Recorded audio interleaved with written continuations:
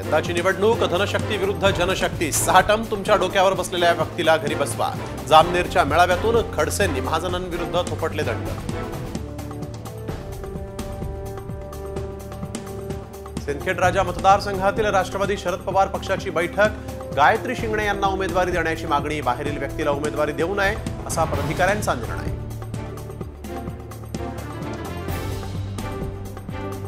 मी ज्यांच्या विरोधात निवडणूक लढवतो त्यांच्याशी हात मिळवणी कधीच करत नसतो, खासदार निलेश लंकेंनी सुजय विखेंना डिवचलं।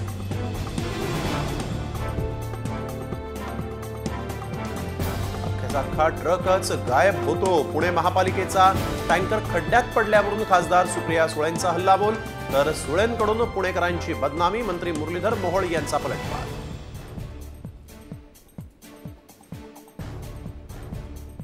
वंचित बहुजन आघाडीकडून राज्यात पहिल्यांदाच तृतीयपंथीयांना उमेदवारी, रावेर विधानसभा मतदारसंघातून शमीभा पाटील यांच्या नावावर शिक्कामोर्तब।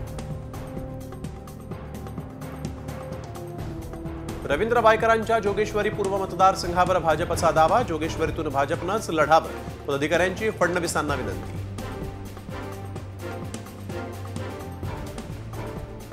शिंदे स्वतःला मराठ्यांचा मुख्यमंत्री समजतात, त्यांना ओबीसींचं आरक्षण संपवायचं आहे। ओबीसी नेते लक्ष्मण हाकेंचा थेट मुख्यमंत्र्यांवर घणाघात।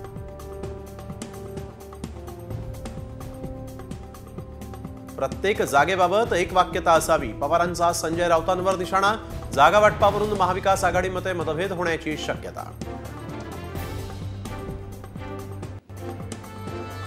तर पवारांना चुकीची माहिती, कुठलाही उमेदवार जाहीर केलेला नाही, फक्त कामाला लागण्याच्या सूचना केल्या, राऊत यांचं स्पष्टीकरण।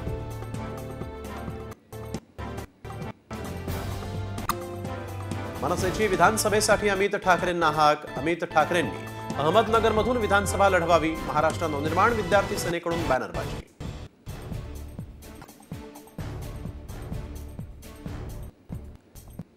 कलेला सीमा नसतात, पण पाकिस्तानी कलाकारांच्या बाबतीत हे चालू देणार नाही, राज ठाकरे कडाडले। पाकिस्तानी सिनेमे भारतात प्रदर्शित का होऊ दिले जातात, मनसेचा सवाल।